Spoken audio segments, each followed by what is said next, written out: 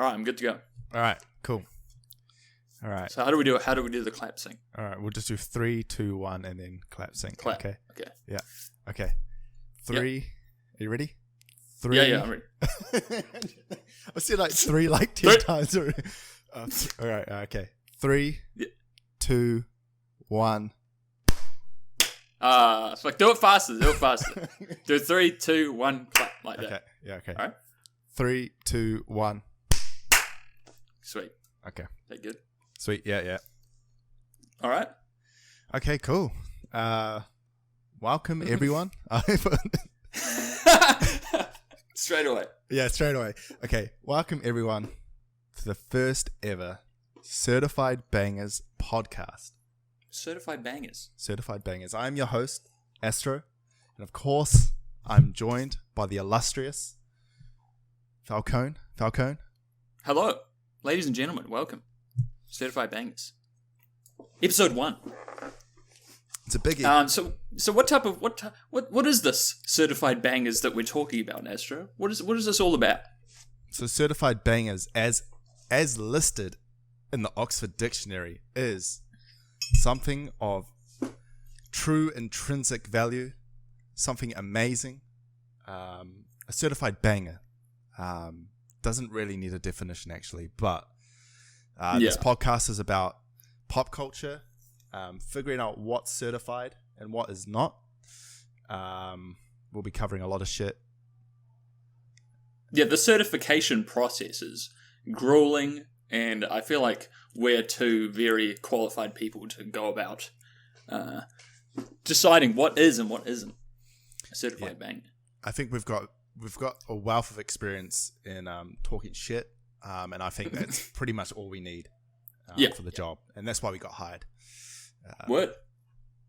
So, Falcone, what have you been jamming this week, my dude? Well, mostly Star Wars Jedi. It's like, this is funny because I keep saying that I think a lot of people have been calling the title wrong. It's actually Star Wars Jedi Fallen Order. I've been calling it Star Wars Jedi Fallen Order. Wait, what? It's Star Wars Jedi, Fallen Order. I've been saying it like it was Star Wars, Jedi Fallen Order, which it isn't. It's the other way around.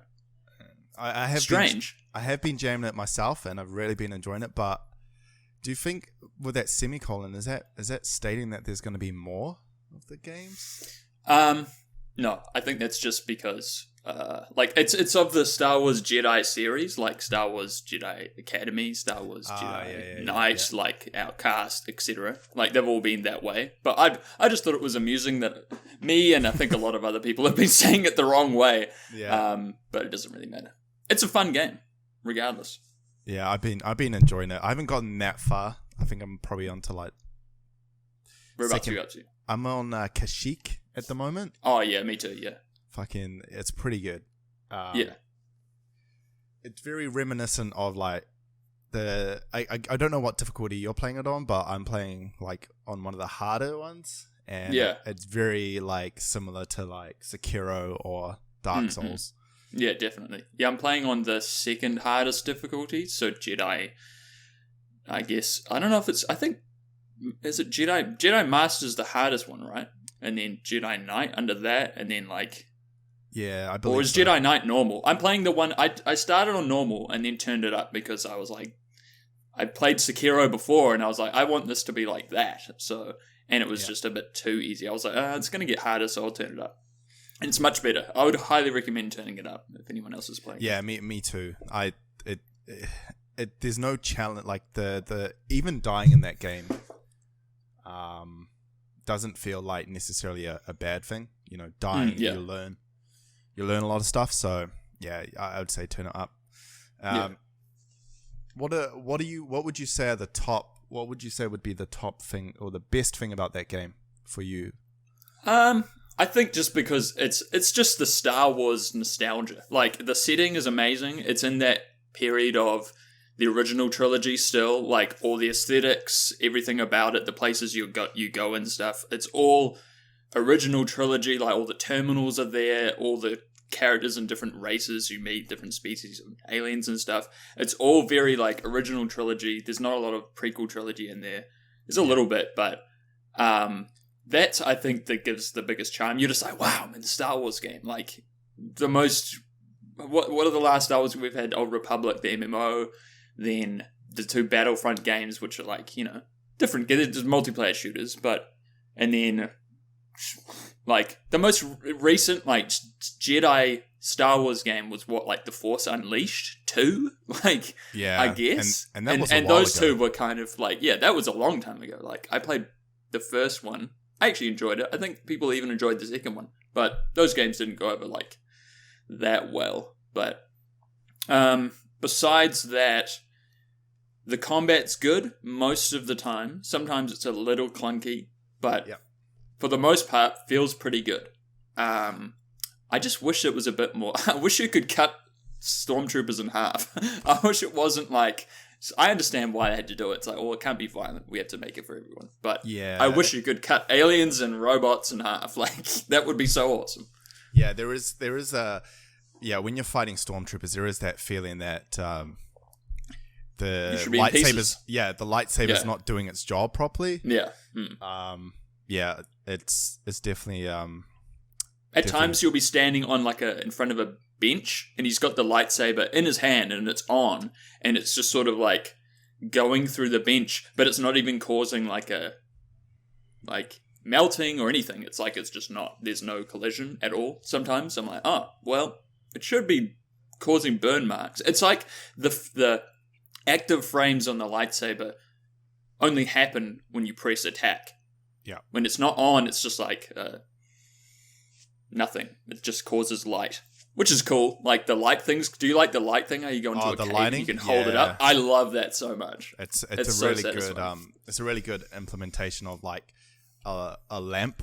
You know, not necessarily yeah. You don't have to whip it out from your lightsaber. stupid radial menu. Yeah. Yeah. It's like, oh, I just have one. On saying that the lightsaber thing, there was one bit in when you first get onto that the ship, and he has his lightsaber out, and he's standing in the cockpit with his lightsaber like fully extended. I'm like, whoa. Yeah, I think even the like little bearded alien guy is like, yeah, whoa, put that away, or like someone mentions it, I think, but it's like you'd think you'd just be able to like straight away. Yeah, because like, it's a dangerous thing. There's about 2 minutes of dialogue before he actually puts it away, or that commenter said, I'm like, is this a bug? Like, I couldn't tell. Like, I was like, if the guy just fucking have his lightsaber out in like the confined space of a cockpit, it's just weird. It was just especially in such a volatile area. I'm in like a spaceship. There's like a small layer of metal and whatever else separating us from the vacuum of space. You'd think it would be like, maybe not. Like it's like, I have a live grenade. I'm just gonna carry it around by the pin. Like no big deal. Yeah, one wrong move. And they're getting sucked through your pinhole like fucking alien. Yeah. But yeah, what about the graphics? You've been digging the graphics? I've been like the bit on Kashyyyk when you're getting into the AT-AT. And it's just like that misty man, that I was like, holy shit. Yeah. It looks great. It's definitely good. I'm playing on... You're on PC as well, presumably? Yeah, on PC, yeah. Yeah. So I have it cranked up. I have most things cranked up. I'm playing at 1440p as well, so I get it. It looks pretty stunning. I don't have everything maxed out, but I can have it maxed out. I just want a bit more framey frames. But when you max it out completely, it looks fantastic. Like the intro scene in the rain fighting when you first meet what's she called? The second sister? Yeah, second sister. You have that altercation, you're setting up the bad guy and all that. Like that whole intro sequence was like, whoa, this looks amazing. Like, and thus far it's been very pleasing. Yeah, it's been good. What is the lady's name on the ship? Oh, I think it's Cere, like Cere. Cere? Oh yes, yeah, that's Cere? Right. I already have the feeling that she's gonna turn.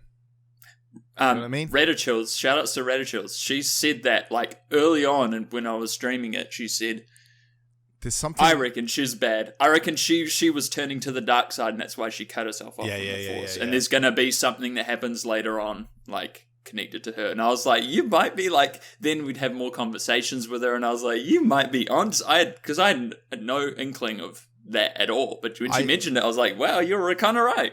Yeah, there's something about her. Do you know what I mean? The way she talks about her life and stuff is very like there's something that's like untrust. Like I can't necessarily trust her as a character. Yeah. But like, yeah, you're right. There might be something she might be collecting Jedi holocrons for a reason.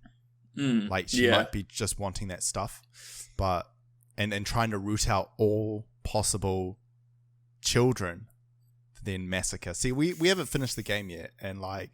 Yeah, this could be like exactly what happens, but yeah. I'll like to listen back to this when I've finished the game and go, "Wow, yeah, we're really dumb." I'll probably finish it in maybe a week. Maybe a week. I'll have it done, but yeah, we'll come back to it at some point and go, "Yeah, okay, yeah, we're right." Definitely, yeah. What else? Like, I think I guess to go into the negatives. There's some climbing bugs. You know, the climbing is a bit like it's very straightforward, simple climbing stuff like Uncharted-y. But there's a few bugs there, like places that I had one a couple nights ago where, you know, you'll be climbing left and right horizontally on like a ledge, and then you get to the end of it and you hold the analog stick in the direction you want to go, and the animation changes to where he's like leaning out, like as if to say, you can jump over there. So then I press jump, but there's nothing there to grab onto. But it's giving me the signal. Usually, if you go to the edge of a ledge and then hold the button, it's sort of like saying, yes, there's a place you can jump to there. Like, because it did look like there was a pipe I could jump onto. Things like that, I'm like, I jumped and just fell and died. And I was like, well, what? Like, why is that happening? Things like, just, it's really small things like that, just you're like, because I fell in the thing and now my precious immersion is broken. When I was on the Kashyyyk level and having to climb the AT-AT, I struggled. I really did, because it's like, you can't, the whole time I was like, can I climb this? Like, can I jump here? And then I found like half the time I was just falling off. I was like, fuck. So it took me about like 15, 20 minutes to get up. Just because I was going up all these pathways and none of it worked. Oh, really? I got up there pretty quick, but I guess, I might just be stupid. That might be why. I fucking just... it's like the grass idiot stuff. Yeah. But just, it's little bugs, like, sometimes I've had a couple instances where you'll swing your lightsaber and it just, like, will go through somebody's leg and not do anything. I'm like, oh, okay. Just, like, really minor stuff, but... For the most part, it's like, I wouldn't even take like 0.5. Oh, no, I wouldn't even take 5 points off of the score out of 100 for like, most games have these types of things. But it is worth mentioning, like, it is a little buggy. Yeah, so review-wise, it's done pretty good. 8.75 on Game Informer, 8 on GameSpot. Respectable. IGN gave it a 9 out of 10. The only one that seems to be bucking the trend a little bit is Giant Bomb, who gave it 3 out of 5 stars. But knowing Giant Bomb, they're very like, they can be very stringent on how they review games. And like a lot of time, their reviews are usually the most critical on a game. For example, Death Stranding. The review for Death Stranding from Giant Bomb was like... it was like... Was that the one with the quote that they're quoting? It's just like, this is the like laziest piece of artwork that's ever existed, or something like that. It's just, that's great. I think you need that. You need like your IGNs who are just like, it's a scale between like 7.5 and a 10, and then other ones who are like, no, we're actually gonna review it, like, and we're gonna be critical, like. Yeah, I think that's, you get your in-betweeners. Yeah, I think that's showing of Giant Bomb and how they get their revenue. You know, they're not corporate stooges. They get their money from viewers. You know, they have real gamers. But you know, real gamers. I want a real review. Pushes up in glasses. Yeah. But I I definitely feel like there is a little bit of that sometimes in game for sure. journalism. There is that kind of like buying off reviews, but it's kind of hard to see. It's kind of hard to judge a game when you have very polarizing and opposite reviews. It's like, well, I can tell that you've been paid off, and B, you just fucking hate the game. Like, it's either or. Yeah. And normally I don't really read too much into that stuff. I think it's good to take, because eventually you find certain journalists or personalities on YouTube or wherever else who you eventually you come to trust their opinion because you have aligned interests and you agree with them on most things. So you take their opinion, even though it's like less of an objective review, even though it's all subjective art anyway. You take their opinion very seriously. So when they say it's shit, even like I'll tell you why, even though all the other reviews are 8s and 9s and stuff, you might agree and base your purchase or your potential purchase on that guy's one opinion because you align with them so much. You might have been watching them for 10 years, So there's that type of thing as well. But I think aggregate reviews are pretty good. Like you just get a Reddit thread, or there's like Metacritic, or I think there's another one now called Open Critic, where it just combines all reputable journalism websites and then gives you like a average score, which is I think that's a pretty good. Yeah, I think because IGN's getting a bit silly. Yeah, I guess what you're saying is that you either have an open review process where it's kind of a it's based on like say 1,000 different reviews from different people and different viewpoints, or you end up following someone that maybe aligns to your values as a gamer, so you trust in their judgment. Yeah.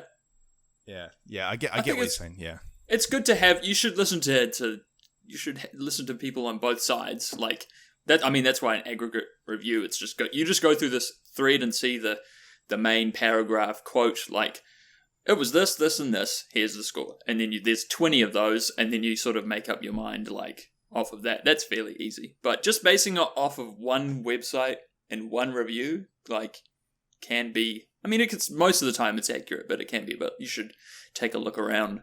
But people are going to buy, like, the people that were going to buy Death Stranding were going to buy Death Stranding. Oh, yeah, at least for that game. It's just like, that was a day one purchase for most of those people. Yeah, just based on who was creating it. A lot of people were like, Kojima, it's a Kojima game, I'm going to purchase it. So I get that.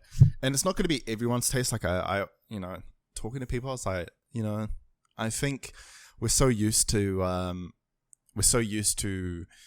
FPS games and Fortnite and like shit like that. Oh yeah, being like most played, the most played games, and then something like Death Stranding comes along, which had a fucking huge. It had a huge marketing campaign, like Jedi Fallen Order, fucking almost had nothing in comparison. Yeah, very subtle. Very same subtle. with Need for Speed. Both of those EA products almost had no one. Like they had almost no advertising. But yeah, like I'm sure there were plenty of people that looked at Death Stranding marketing. It was like, oh yeah, fucking, I've heard good things about Kojima. And ended up buying the game and then be like, it's just fucking Amazon Simulator. This? Yeah, what is this? Delivery Man What is Simulator. this? I'm not here for art. I want to play a video game. I saw Norman Reedus in it, and Guillermo del Toro, and the guy with the mask on. Yeah, Mads Mikkelsen. And they were like, oh, I like Walking Dead. I'm going to buy that. Oh, man. Just going back to Star Wars, have you watched The Mandalorian yet? Yes, I have. Have you? Did you like it? I'm up to date. I enjoy it. I'm into it. Again, another, like, I was very surprised. I told one of my colleagues, I was like, The Mandalorian is probably the best, like, Star Wars film or TV property that come out in, like, 20 years. He's like, wait, what? I was like, it's good. I agree. It's very good. Not much character development at all. Yeah. I'm holding out that something happens later on, but like it's yeah, good it's only for been what 2 it is. episodes. Yeah, I think even just thus far, it's just pleasant to look at. Like, just the music's amazing, the setting's amazing, like, it looks, the sound, like, just the set design, the costumes, the production, like, everything about it. I would pay and go to see this in the cinema if they were to release it in a cinema once a week. I would go and pay to watch it, because it's 40 minutes, which is odd. It's a little shorter than normal, but and I think it's 8 or 10 episodes this season. Yeah, it's pretty short, but then you have to think about 40 minutes. The budget's huge.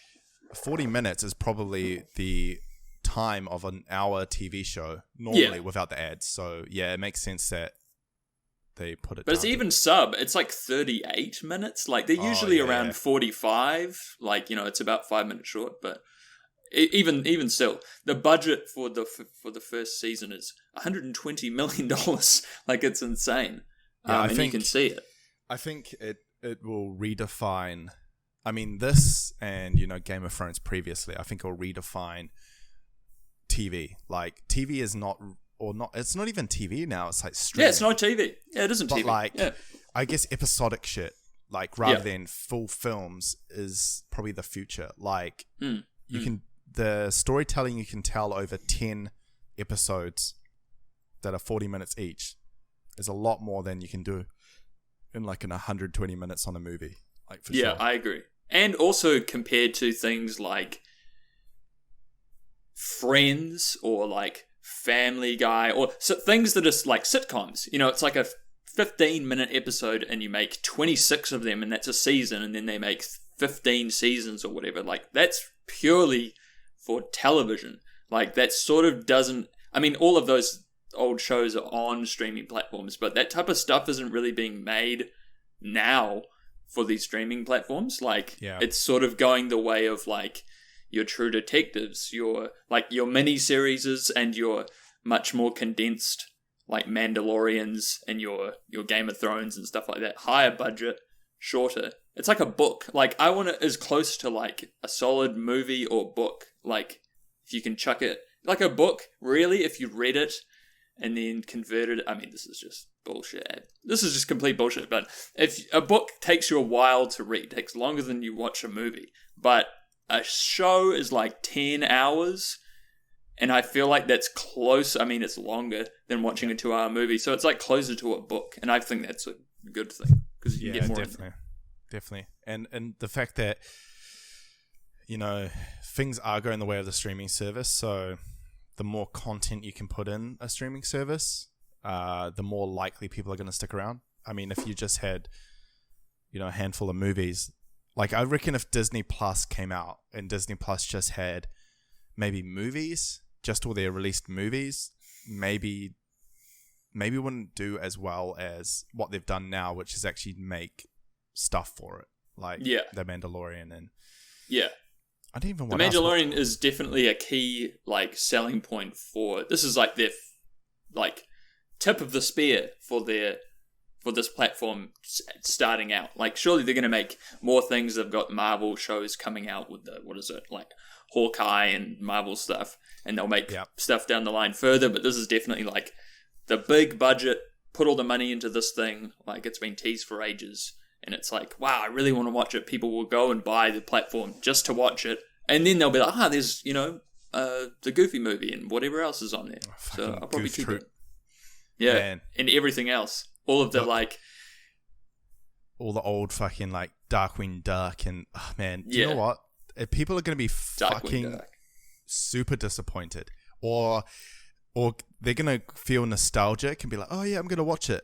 And then they're going to realize, fuck, I shouldn't have watched that, because age ruins nostalgia for sure. Like, you get older, you realize that, like, oh yeah, I remember watching Gargoyles. It was so good. And then you watch it now and you be like, don't you dare speak ill of Gargoyles. Gargoyles holds up. It holds up like a statue on the corner of a tall skyscraper. The thing is, I feel like now we're used to, like, I feel like Game of Thrones has kind of ruined us, because even though it's like, a TV series, it wasn't episodic shit does not work anymore. Do you know what I mean? Like the back in the day, it was like, oh yeah, we're gonna go down and oh no, we lost like Teenage Mutant Ninja Turtles. Fucking, we lost a pizza. And they spend all episode finding the pizza. They resolve it, and then that's it. And like, when I watch stuff like that now, I can't do it. It just it's. I just wasted 20 minutes of my life. Nothing happened. I don't know. There are things that I think like. What are good examples of that? Like a lot of Dragon Ball Z, like even though it's anime, but it played when we were younger on television, and a lot of that is just filler, like extended from the manga, and like a lot of that is like, I mean, now you have it on a digital platform where you can, you have it on disc. You can just skip whatever you don't want to watch, but a lot of that is like, during Gohan's training, he fell through like a sinkhole and landed inside a cave. And inside the cave, there was a excavating robot who was alive, but he was trapped there. But Gohan was also trapped. So he spends the entire episode making friends with this excavation robot who then sacrifices himself to jettison Gohan out of the cave and to safety. And that's like 20 minutes. That's a full episode. And you're like... But to be fair, I do remember that very accurately. What? So it must be kind of good. The whole time you're saying that, I was like, I don't remember an excavation robot, but to be honest, I don't remember an episode. I don't remember too much of like the individual, like those smaller. Yeah, it's because that's filler. But some filler episodes are actually really good. Like that was a very wholesome episode. But there's a bunch of that. Like Super is even worse. I feel like probably anime does that less than Western cartoons do, because Western cartoons are kind of based on that. That is their bread and butter. Is like the whole show is that. Yeah. Oh yeah, we're gonna go fucking like Family Guy. Yeah, it's that's what they're built on. There's like The Simpsons, for example. How long has that been going on for? Like fucking 20, 30, almost 30 years probably. 300 years. yeah, 300 like years. Time. This is the 2 millionth episode of The Simpsons. All the writers are in those glass head jars from the Futurama. They're like just going to crank out episodes forever. They'll be like, Bart is finally going through puberty in the 2 millionth episode, and you're like, what? Yeah. But yeah, that I guess it works in a comedy sense because you don't want the characters to change. You want people to kind of like, yeah. But, I mean, it's the core of a sitcom, right? It's just like, it's about. I think Simpsons is Simpsons is The Simpsons, and that lasted for a long time. Even into the the 12th, 15th season, it was still pretty damn good. But now it's up to what, 30? Yeah, I still reckon there's gems though. I haven't watched it in a very long time, but there's probably gems out there because again, having the episodic nature, there's probably episodes that are really good, but because people are like turned off by The Simpsons entirely, they're not necessarily put up on the same pedestal as the older episodes. You know what I mean? Yeah. Like people aren't willing to watch a whole season of The Simpsons to find that one gem anymore. Oh yeah, definitely not. Yeah. And that's why I think you and I and probably a million other people stopped watching Simpsons a long time ago. Like even the stuff that I was watching on television as a kid was reruns from many years before that, and those were all the ones that I remember that was like new to me in the late 90s, early 2000s. It was stuff that came out in 93, like 95. Yeah. I'm like, wow, this is amazing. The reason why I stopped watching The Simpsons is I don't have TV anymore. Oh, that too, yeah. I don't have it. I have a TV, but like I don't have television itself. Yeah. So like once that's gone, it's like whatever. I mean, it's on Netflix now, I think. Have you ever had to explain to someone who's, I guess, above the age of 60 that you have a television, but you don't have television? I've had to do that so many times. I mean, my parents, like when I talk to my parents, they're like, so you have a TV. But they understand it because my parents actually are a little bit the same. They don't, my dad... Tech savvy. Yeah, my dad is like in his 60s now, and he fucking uses Google Chrome, like a Chromecast, and he just watches Netflix. That's awesome. Like That's great. It took my brother and I to go down to back home to show him how to set it up. But like once it was set up, he was on it. Yeah. He was ready to go. Yeah, that's dope. I like that. Do you know they still have a United Video? So my parents live in Nelson, New Zealand. They still have a fucking video store there that my dad regularly goes to. That's so cool, Video. Man. That's so like that's just. Last.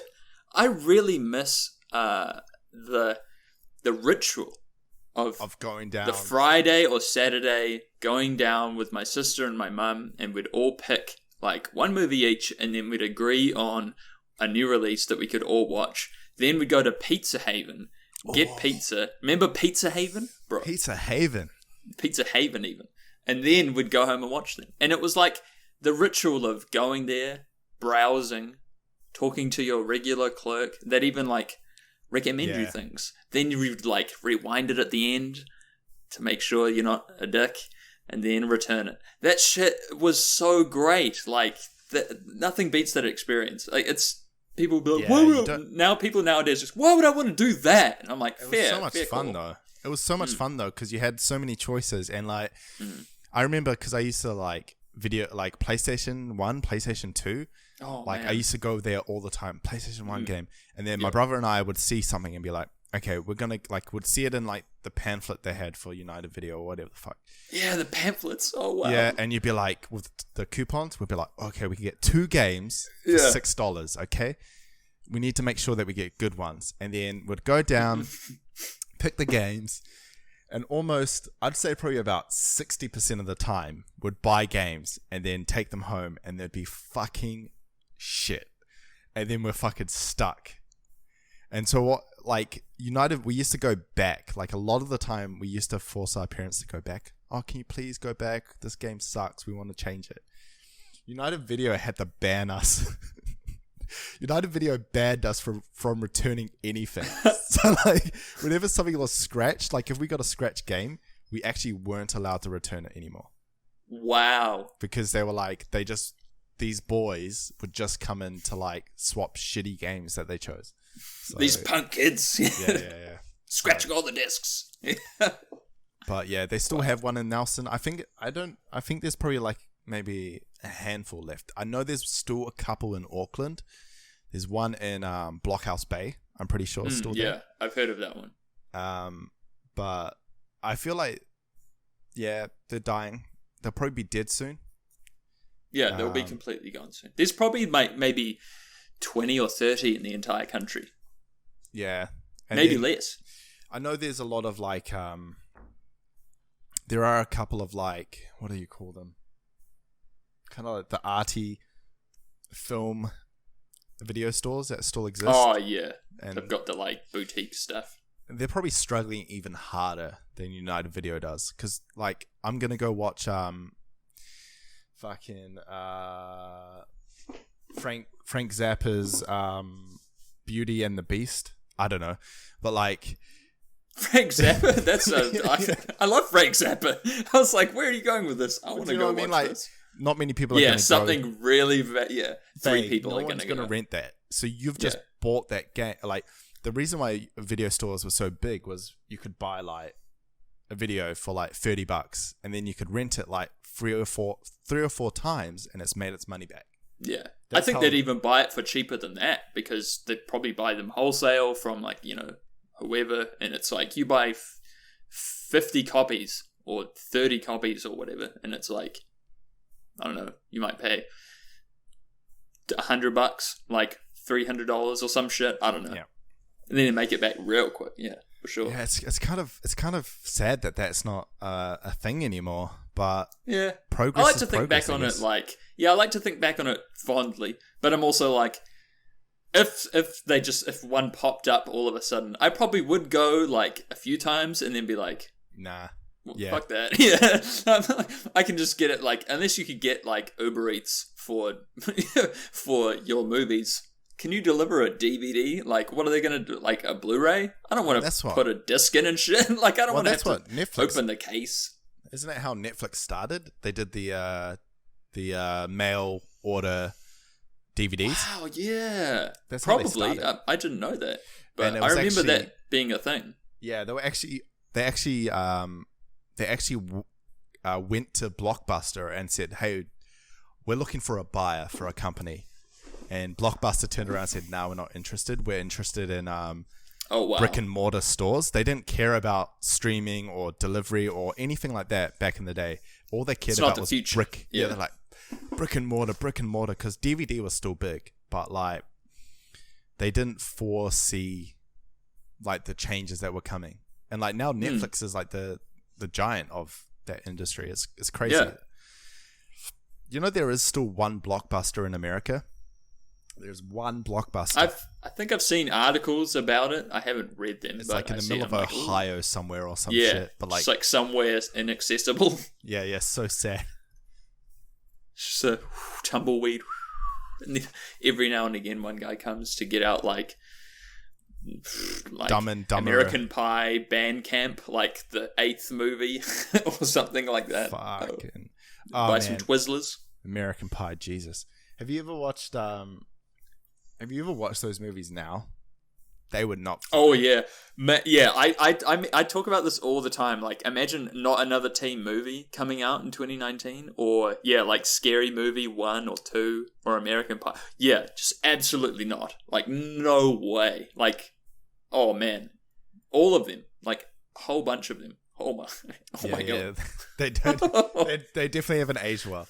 I mean, people say that about Friends. People say that Friends hasn't aged well, but I mean, I haven't watched it. I haven't watched it since the early 2000s, so I can't really say much about it. But like, people say that's aged pretty poorly. It's very. There might be specific instances of like some comment about an Asian guy, and you're like, I don't know if that's okay now. But back in '99, it was like, I don't know.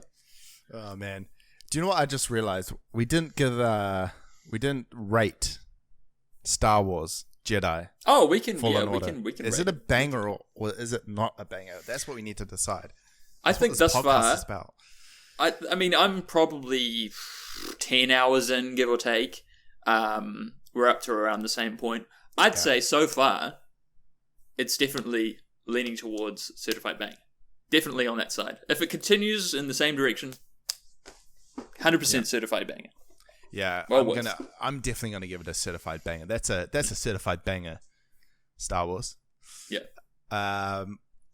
What about Star Wars? The Mandalorian. Banger? Also, I think so far 2 episodes in, everything about it's pretty great. I mean, apart from the lack of character development, like you mentioned. But, I mean, there's 6 or 8 more episodes, so I'm just hoping that comes in the future. But even still, I'm happy to look at it. Everything about it's great. Yep. Certified banger. Okay. What about what about fucking McClunky? McClunky, oh no. So what, I don't let's know, talk about this. You mentioned this about the Star Wars shit, and I have no idea what it means. What is the go with this? So, essentially, you know how in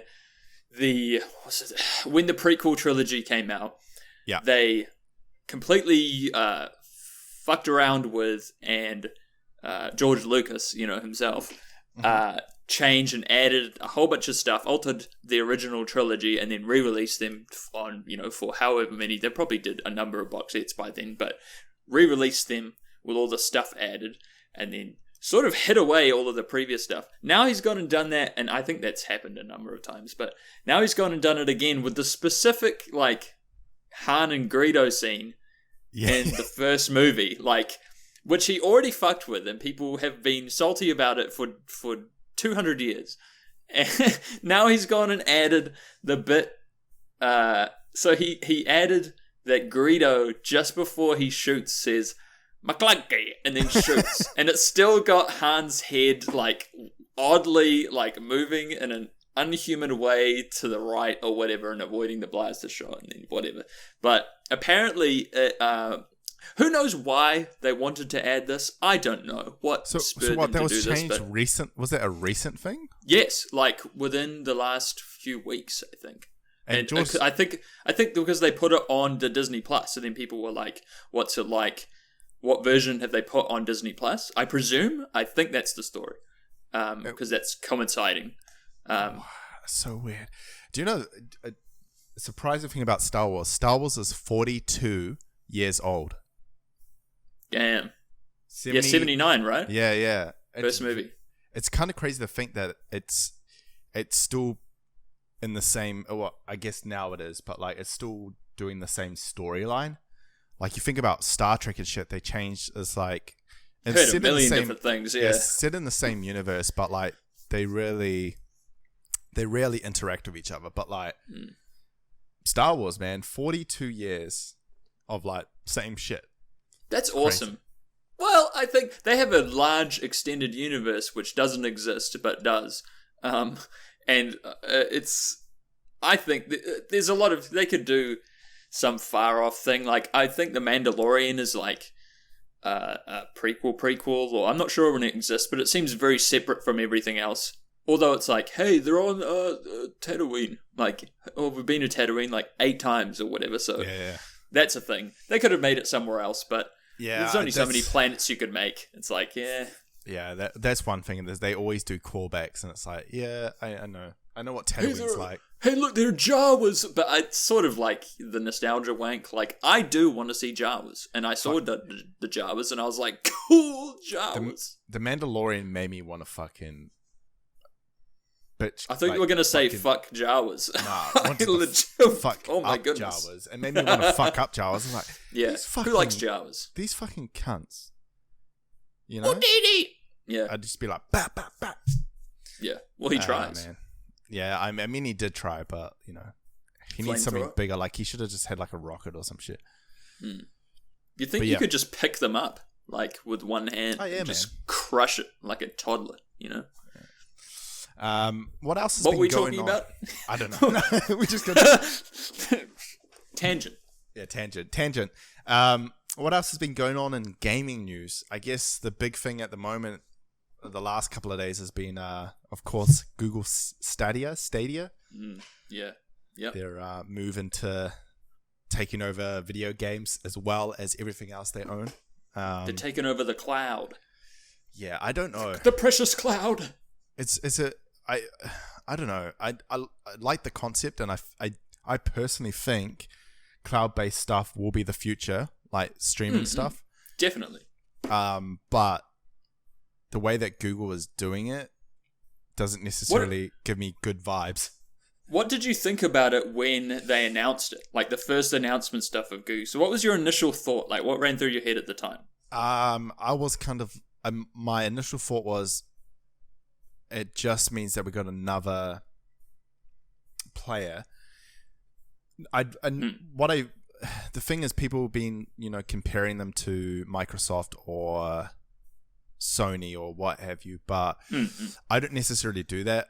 They're more of a service provider like Steam or Origin or like EA Origin or Epic Store. It's less of a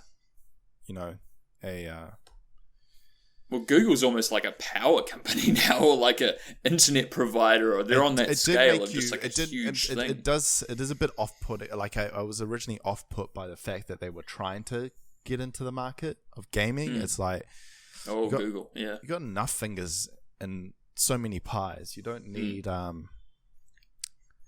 gaming, but it's not about what we need, Astro. It's about what they tell us we want. We want games, more games, all of the time. My phone, on your phone. See, everywhere. I'm more behind. I'm more willing for Microsoft. Like I'm more willing to pay Microsoft for that service than I would Google. Just because I know Microsoft do.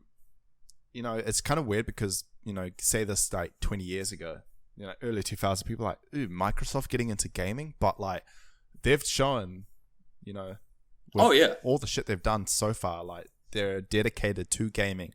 And I'm pretty sure the Xbox shit makes a loss for them, or a slight loss, and they still fund it because, they're not gonna quit. I think Xbox, at least in terms of this console generation and even over the last like 3 generations, I think they're on the the come up right now. I think they're only going up right now. Like in the end of this generation and going forward, I think they're going up just with this xCloud thing, with their Game Pass being on PC and on Xbox. Like Phil Spencer's and the team, whoever, have really turned it around. Like at the end of the generation, like it is a pretty substantial comeback. You can just see it in the long term as well. Like this is going to be quite good. It's very impressive. Yeah, because when the Xbox One first came out, people were like, "Oh God, yeah." Yeah, a bit worried. Remember that? It was a bit shit because Xbox 360 was I guess other than the Wii, but like was pretty much the king of the last generation. It was like so good. And so people kind of expect a lot from Microsoft, and they kind of slipped a little bit at the start, but like I was saying, like I put on Twitter, I think most of the game companies now, Sony, Nintendo, and Microsoft, have found their own niche. And I think Microsoft has found their niche, and they're going to fucking own it. Like, subscription-based shit. And, like, streaming stuff. Because they own, we forget that, I guess we need to look at Xbox, but, like, all the PC, like, and I mean, 90% of PCs run Windows, but having that infrastructure where you can have games on both, they're going to fucking kill it. It's great. Like, they've really thought it out, and looking at it now, like, PC gaming has just, like, it was already it was almost like a little niche market, like in the early 2000s and stuff. Now, so many people are like, well, you got to have both, or just people are migrating. They're like, well, all of these games, bar like 5 titles on each console, like everything else is coming to PC. Like, and now that with the Xbox is like, you can just have them on both, like literally on both. And everything runs better on. I mean, you got to have a bit of know-how, and there's some bugs and stuff like that. But it really is getting to the point where PC is the best. But I'm still for having. I still need all of it. Like, I got a PS4, I got Xbox One, which I haven't turned on in like 6 months, but I have one, and a PC. So I'll probably get one of the next consoles, probably not both, but you never know. Like I have all 3 as well. And like my Switch is, the Switch is so good, and like I feel like Nintendo now knows that they don't have to compete tit for tat with Sony and Microsoft for like graphics and that kind of shit. That's not what their console's about. They need to do their own thing, for sure. They do innovative shit like the Wii, the Wii U, and now the Switch. They're all very unique products, and like that's the way that they're gonna like own their niche, right? But I'm looking forward to the next generation. I think Sony has announced that their console will be out next year by Christmas, right? I think it's actually even like mid next year. There's been like, it's not long. Normally they have like tech demos and like more stuff done, but I guess I think it's close to being. I mean, they've probably already made it. It's just I mean, they probably have games ready to go for it. Like a lot of the AAA guys probably. Oh yeah, like the dev kits have been in the game developers' hands for years already. Yeah, for years and years. I'm excited about the hardware as well in them, because they've already been. There was that article with Mark. What's his name? Was it Mark Wahlberg? Mark Cerny? What? Where am I? What? No. What's his name? Phil Cerny, the guy, architect guy, sort of nerdy looking, glasses. Oh yeah. He designs it, sort of. There was an article maybe 3 or 4 months ago where he detailed the specs, what was going to be in it. And they went down the line and said it's going to have like a powerful SSD, which you can't even like buy for a computer. It's pretty much one of these new like PCIe like NVMe SSDs. It'll just be like a special one they got made for them. And then it's going to have like a Ryzen processor and a AMD GPU, which is like already insane. Like that thing's going to be pretty beastie. But at the same time, it's the same thing as the PS4 comes out, and when did that come out? 2012. It's dated now. Like the tech stays the same. Yeah. But we are at the same time we're also moving into this like they're doing incremental, like 3 different versions in the same cycle. Yeah. Before the cycles just liquidate and turn into nothing, and it's just a box, and they update it. Yeah, I do reckon that this is probably the next generation will probably be the last console, physical console generation, or like games that are run directly on the console. I think maybe one more after that if we're lucky. Like, well, not if we're lucky, but because I mean we're already doing it. Like, I remember one of the big selling points for Microsoft or their Xbox One was that remember when they were like, oh, you know, we've got so many server farms around the world. We're going to offload some of the processing. Like, apparently Gears of War 5 does that slightly, but I don't know how the shit works. Yeah. Do you know what I mean? Like, and that was a big selling point, but I don't think they went in so hard with it. I think they use that as like an initial test. They're like, let's just see if this, like, they're just playing around with it just to see if it like works. And it works, but it's still standard. Make the game. It works. Yeah, I think it's pretty hard. I think what the problem would be is that there's very little exclusivity anymore. So if you make a game on Xbox One, which uses Microsoft server shit, like, and you put that on PS4, like, that doesn't really work because you're going to have to, like, retract some of that stuff, and I don't know. But yeah, I'm hoping that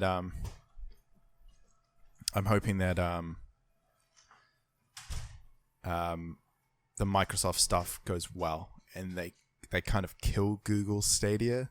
Like, I know it sounds bad, but like, I don't think Google Stadia is going to add anything to gaming.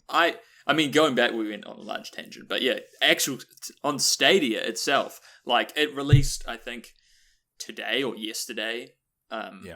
Like, it's in the hands of consumers and everyone else, and reviews have come out, and it's pretty fucking bad. I saw a GIF which pretty much summed it up, and it has been. There are other things have come out saying it's not that bad and stuff, but it's essentially like a guy, I think he was playing Destiny on like a really solid network connection, and he was jumping like with the space bar, and it took like a second. It was like 1,000 milliseconds of latency or something rather. It's not always that bad, but the fact that they've come out with like a long spreadsheet of like, here are the best ways to connect to your Wi-Fi to get it to be like, it's all these troubleshooting steps of how to do it. Yeah, and then there's also the question of, like, this was all, they've had to roll back on things that they said it would have. And then there's also the quality issue. Like, they're like, oh, you can stream at 4K 60 and it's all rendered on our farms and stuff. But then you see side-by-sides of Red Dead Redemption compared to an Xbox One X, and it looks like it's 720p, like, or remember when the original Xbox 360 came out? I think that ran at like 720i or something like that. It really does look that bad, like, and it's supposed to be at like, there might be rendering at 4K 60 or whatever on their little farm in the servers, but it has to be compressed and go through like wires and eventually through Wi-Fi and get into your screen, and it's just compressed. Like, everyone knew from the get-go, that's going to be compressed as hell. It's just like when you watch anything streamed, it's not the raw file. Like, totally. When you play it on a console, that's the benefit of having a disc or downloading it to your box, is you have the raw files. You're just pulling them up and there's no latency or anything. People still want that, like, for sure. Yeah, I don't know. It's just...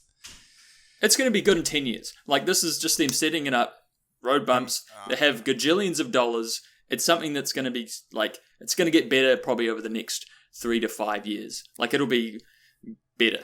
I mean, there is that thing where they say that, like, with the, the cables, the optic cables they use between countries, they don't have to upgrade those. You never have to upgrade those because, it's a cable.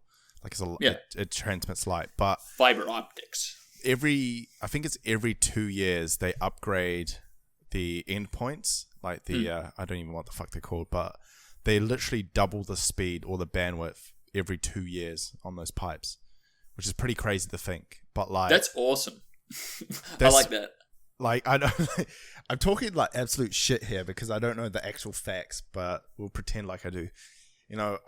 Optic fiber, you can upgrade the endpoints and it doubles the capacity every 2 I love the years. endpoints is the technical term. Yeah. We're gonna compress these endpoints to get more data flowing through there, baby. Hell yeah! No, it's man, fuck. How big are those tubes?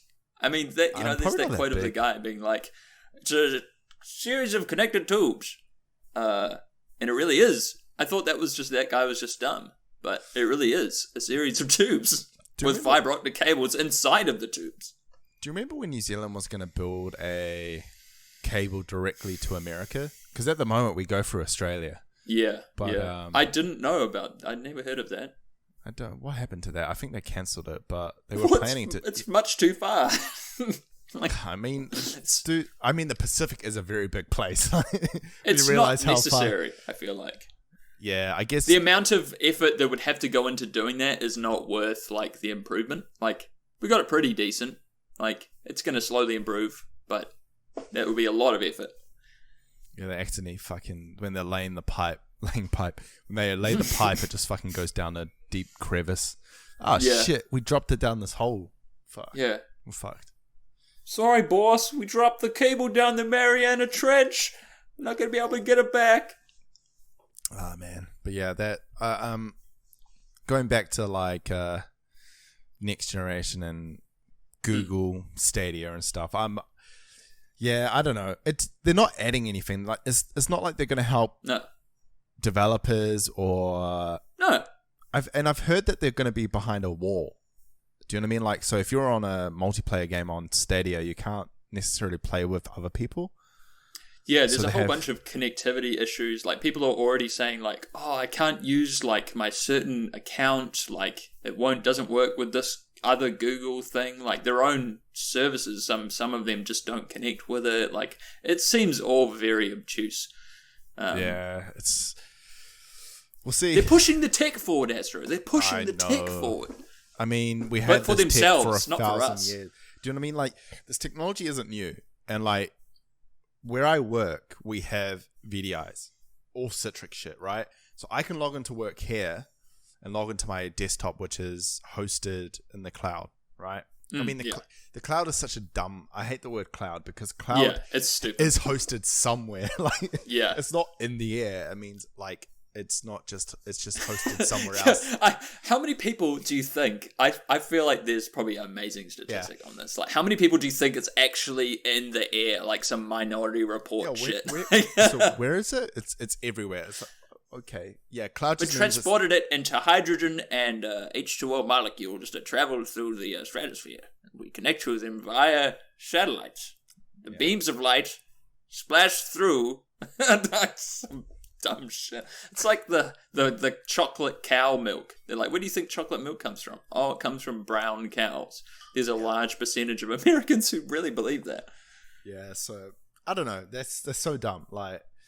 But yeah, that technology exists, like, and it works really well. I guess I'm not fucking running Red Dead Redemption on my VDI, but like, yeah, you know, the technology, the base tech exists. Yeah, it's gonna be like the latency stuff is gonna be the big issue. I think for most people, like, yeah, there might be the graphical shit.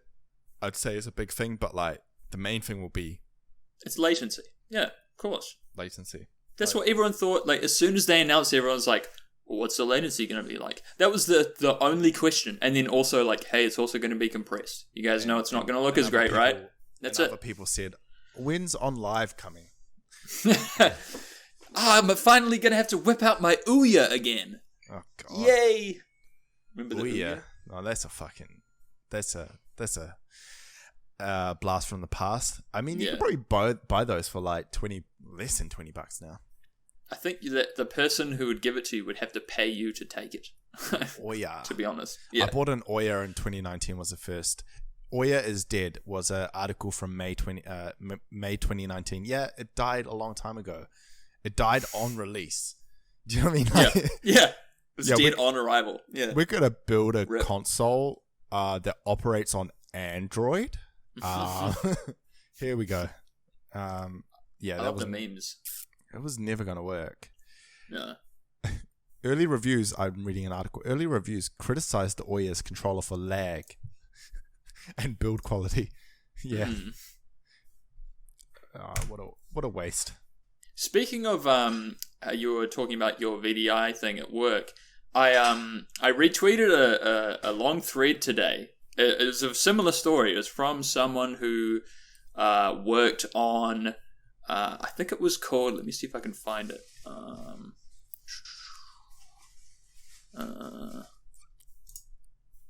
Yeah. So it was someone on Twitter called McClure, and they worked at a company called Sun Microsystems. Yeah. And it's a long thread, but they essentially had it's a similar thing, like to what you're talking about. And he goes on to say, like, we had the system and you could move your cards around on these little boxes that look like a Wii. And yeah, eventually by the end, he's like, what is this for? Like, this has existed for so long. No one asked for this. And, like, who are they targeting? Like, because really, no one was like, man, I wish this was a thing. Like, it's just there is no demand for it. It's so strange. It's a good article. It's kind of like this podcast. No one asked for it, but we're going to do it anyway. Yeah. You'll learn to like it. It's like Brussels sprouts, boy. Yeah. Oh man! Don't make me set the timer on the oven. But yeah, I totally get it. Like, you know, it's you can't really produce a product and then expect people to take it when there's no need for it. It's like I have a 2-can opener. Like, no one fucking, you know, that would be handy, but like no one needs it. There's no need for it. Also, like, the games. They're all just, like, games that came out 6 months ago, 12 months ago. They don't even have any exclusives. There's, like, 3 Tomb Raider games. Like, there's nothing special on there. And you you have to buy the games, you buy the thing, and then you got to buy the games. Like, you don't even get any free games. You should get, like, a bunch of free games. So it's not subscription-based like Xbox?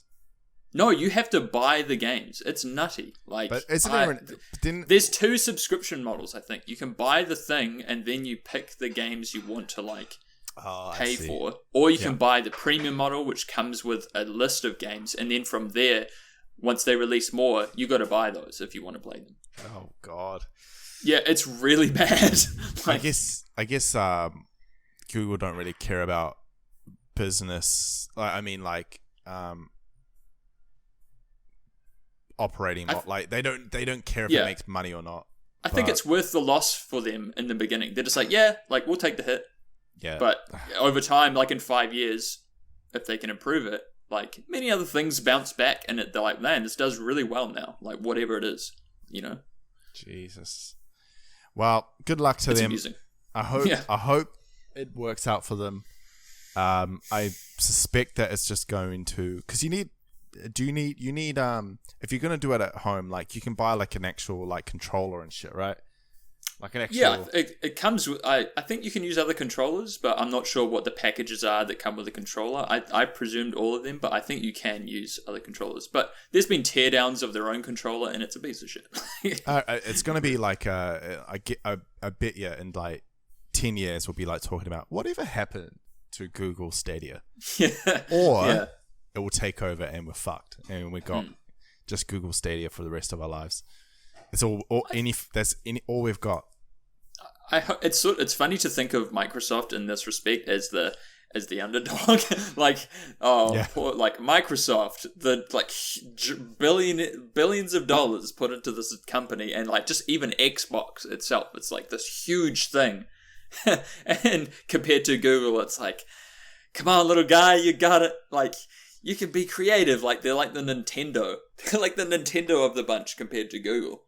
Yeah, that's kind of weird to think about it. Yeah, like, I guess in the console game, it's really been like, Microsoft, you're this big money guy. You know, you got all these EA games, and Xbox, you just pump it out. It's this American piece of, you know, just simple plastic you put together.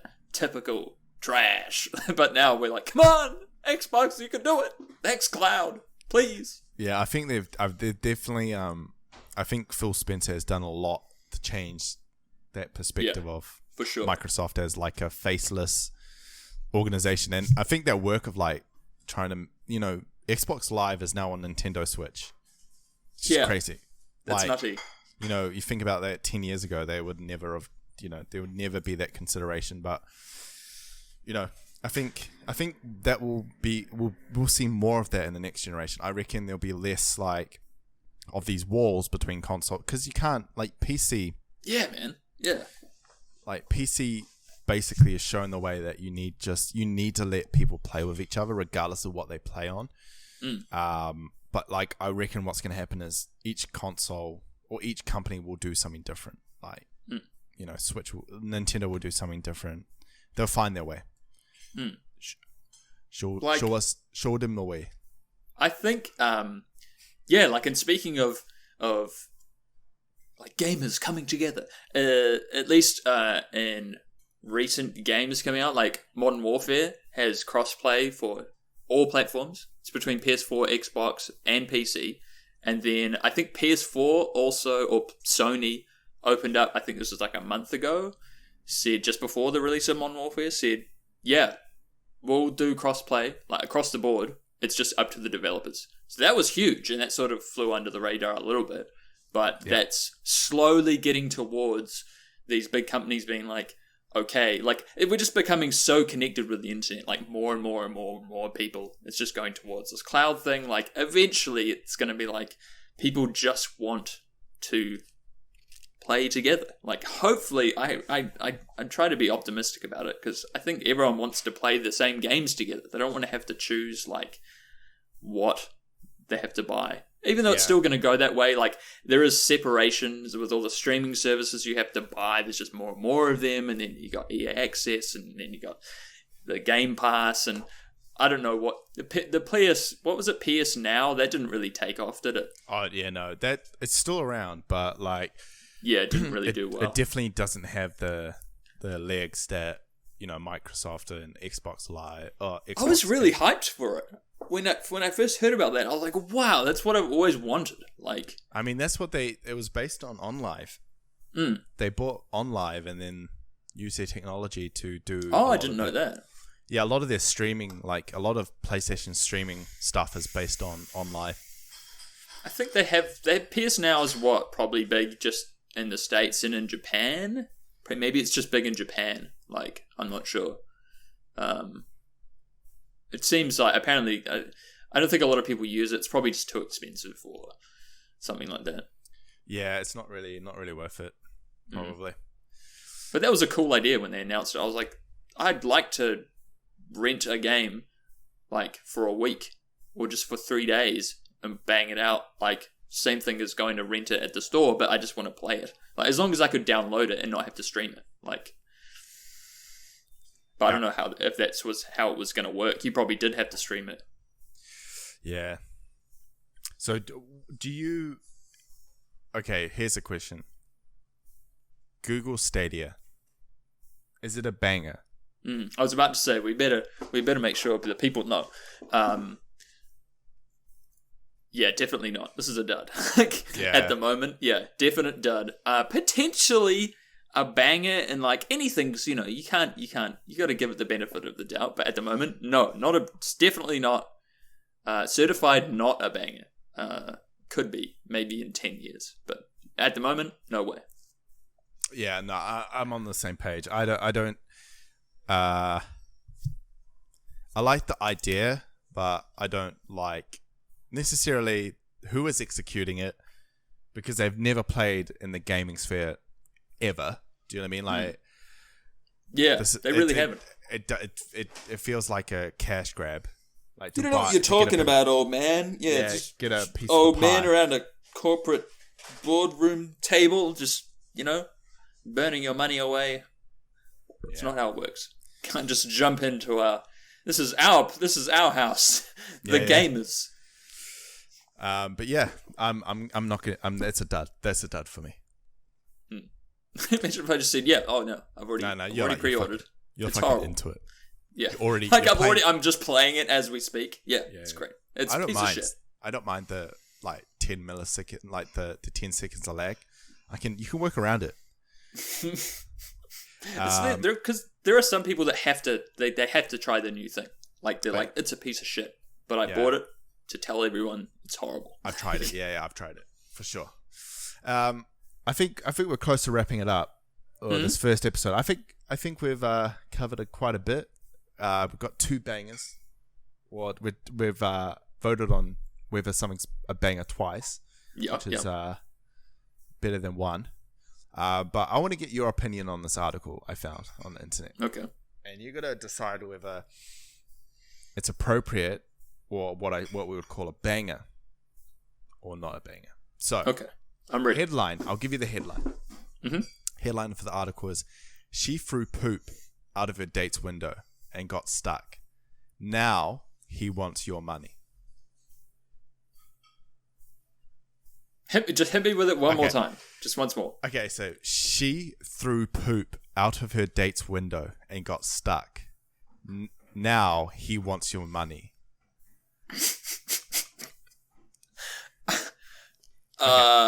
Okay. Can you give me more? I can't rate it on just the title. Okay, so do you know the story of the lady who got stuck in the window?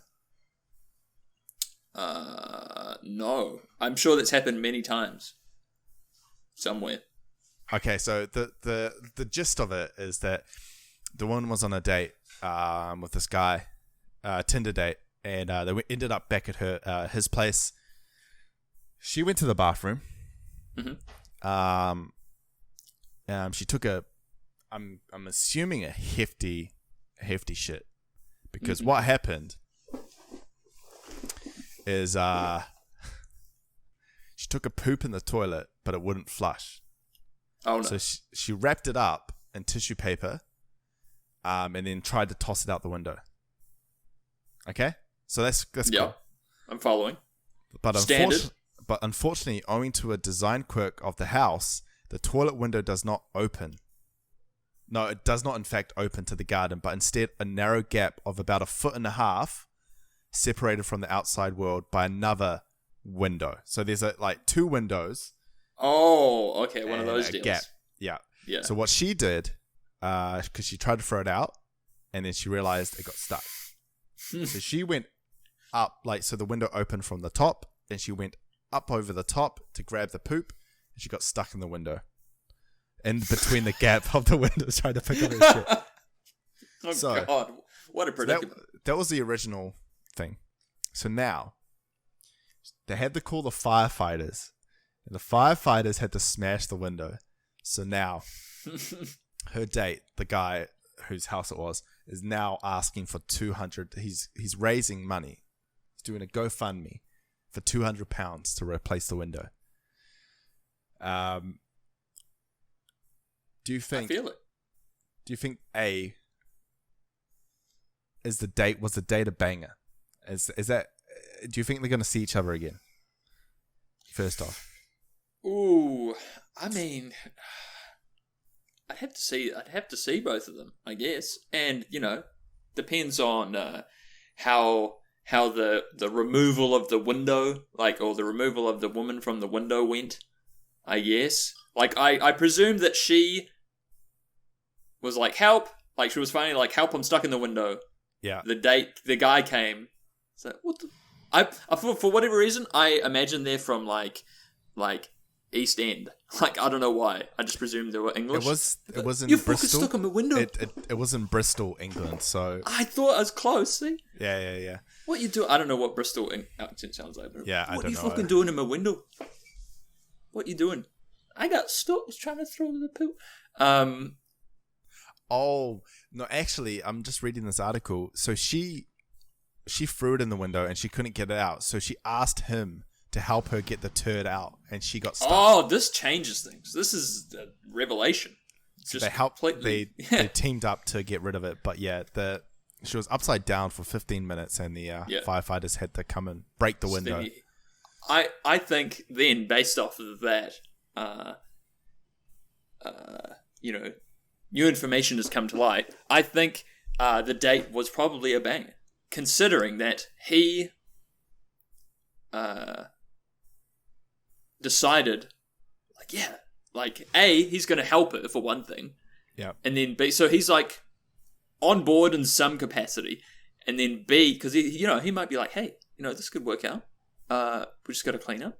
She just made a mistake. Like, she might be, I don't know what she looks like, but this guy might have been very smitten on this young lady. I don't know how old they were. I don't know. When you said it was a Tinder date, right?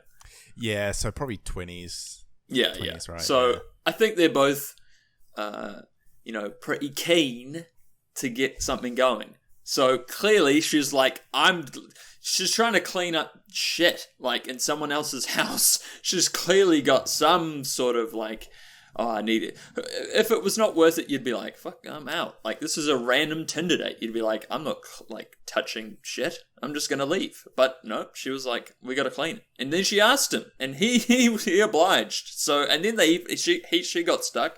He even decided to call the fire department. That's pretty bold. They've gone to a lot of effort. I feel like the date was, at least in a comedic sense, a banger, and I'd say it's likely that they'll see each other again, at least for a pint, to laugh about the circumstances. Yeah, I mean, it seems to me like, it doesn't seem too bad. I think there's something you can laugh about and like...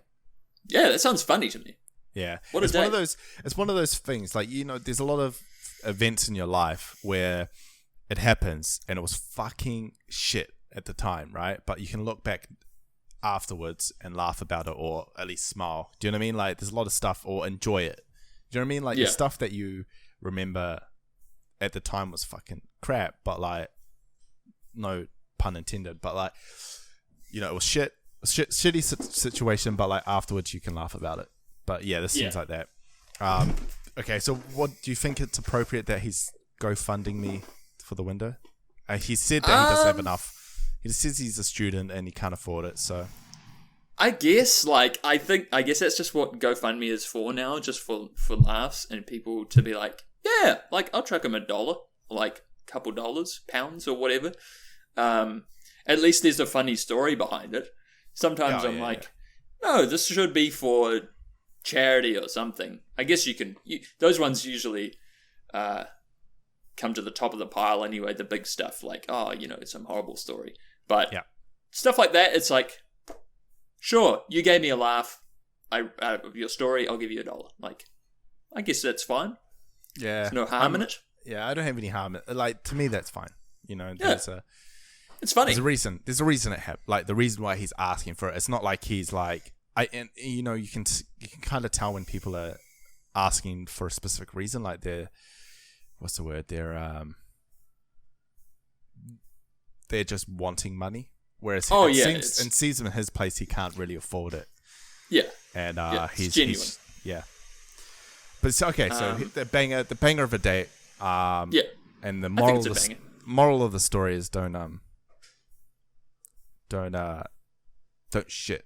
Yeah, take a shit before you go on the date, or at least toilet.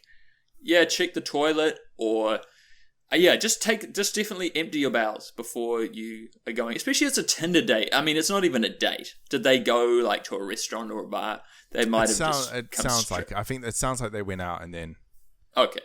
Yeah. I mean, you go take a shit at the pub, like the public restroom. Just do it. Like shit break technique. Put some toilet paper over the seat. Like do what you need to do. Like it's better than that.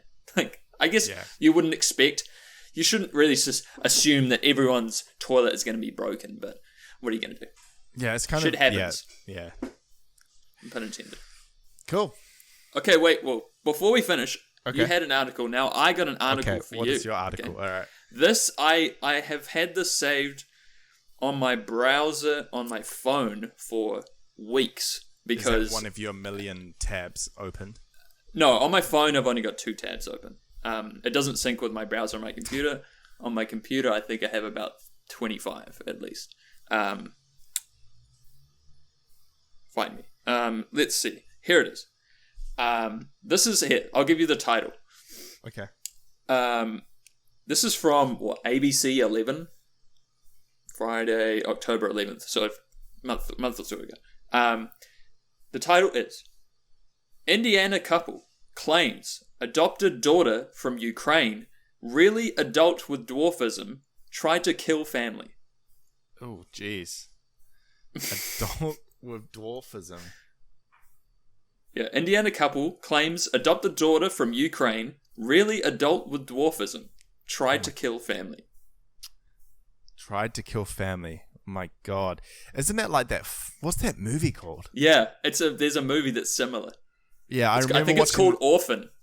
Yeah, and there's that weird. It gets really weird when the orphan tries to seduce the dad, and it's like, fucking, ugh.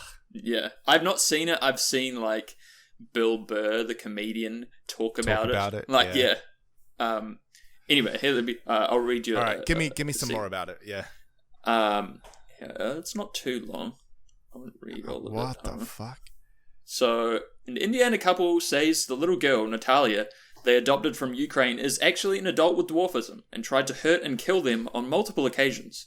Quote, we were told by doctors, this person is a sociopath. This person is a con artist. You are all in danger. Michael Barnett said that the doctor told them that.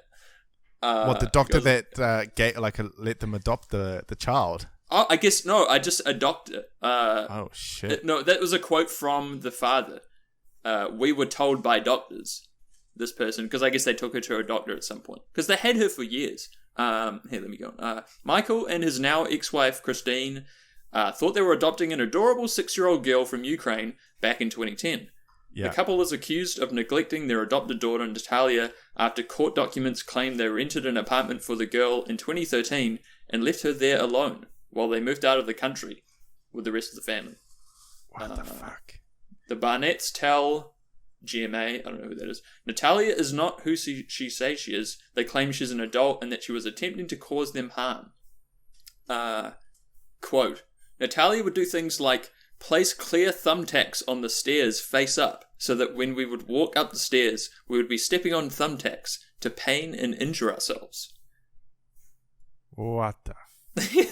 Michael said his wife discovered evidence of a monthly menstrual cycle and that Natalia, when confronted, said she did have one and had been hiding it from them.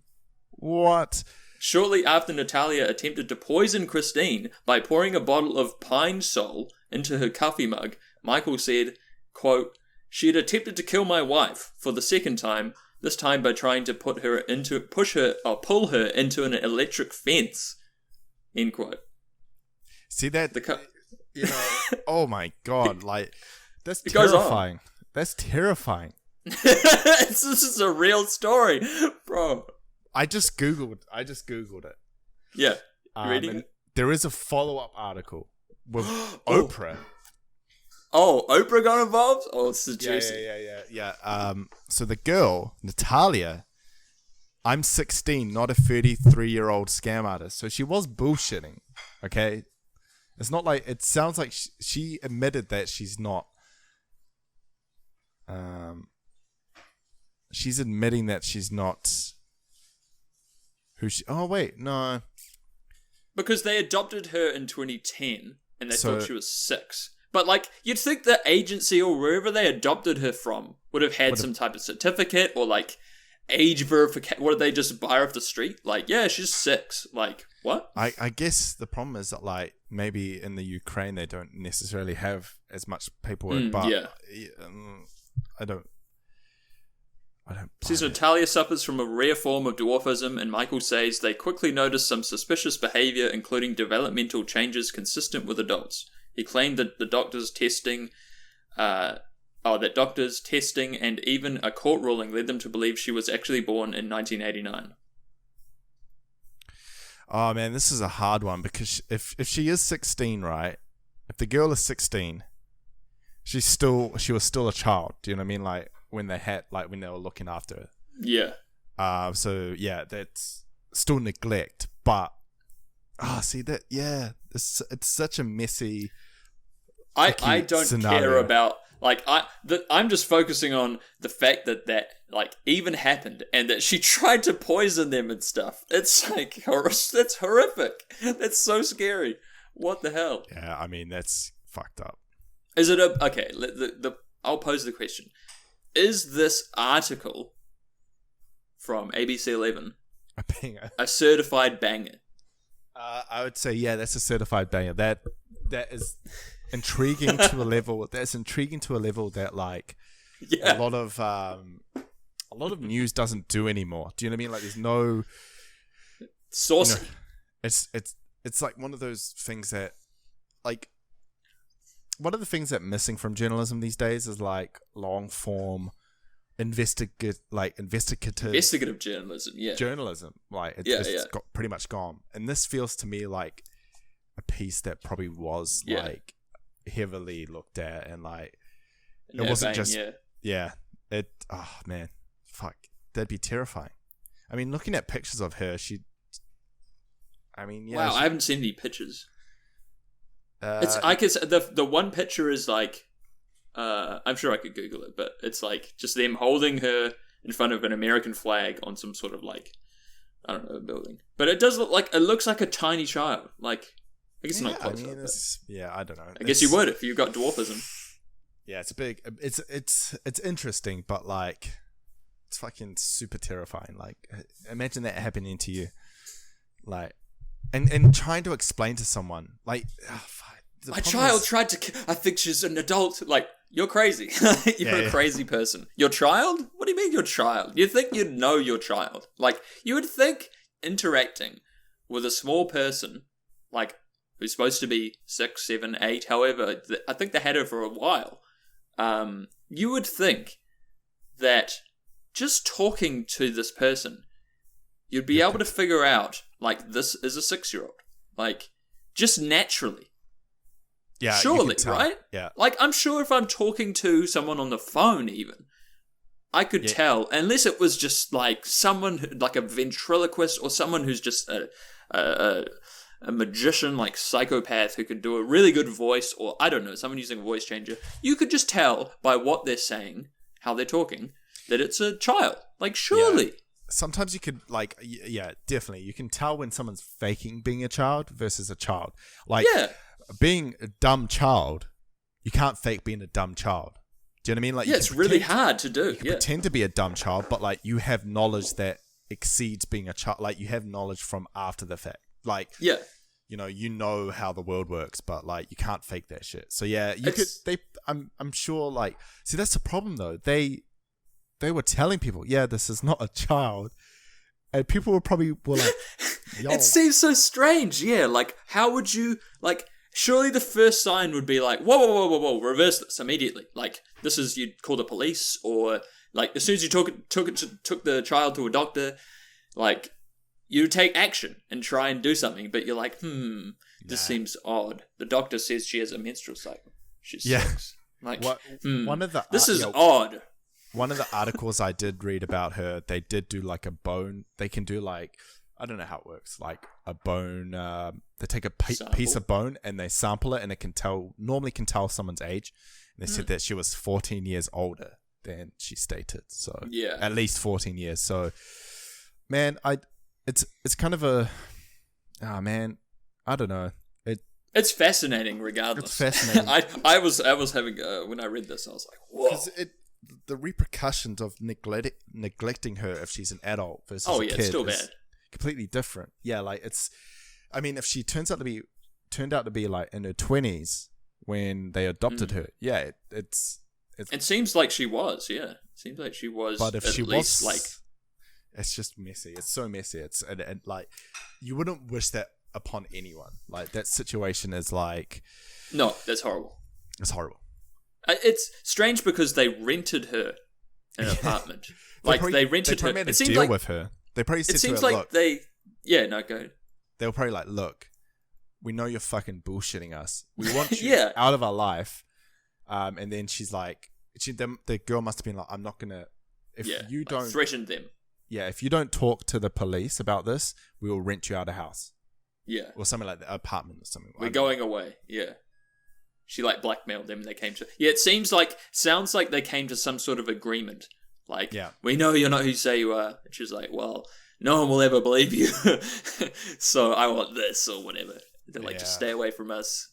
But imagine being like, yep, we'll cop it and we'll buy you or rent you an apartment so this child can. Because if it's not a child, then it's like, even if it's an 18-year-old girl, like, she can look after herself. Like, if she's 20, it's like, you're an adult. Like, you can clearly do everything yourself.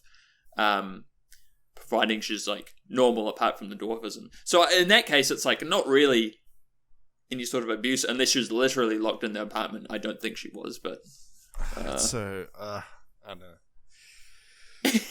Fucking what a down note to end this podcast on, Falcone. Wow. I don't think so. I think that's fascinating, but things like that are fun to read. Are you streaming anytime? I'll be on tomorrow evening. Wait, that's when's the podcast? No, this is a redundant question, but yeah.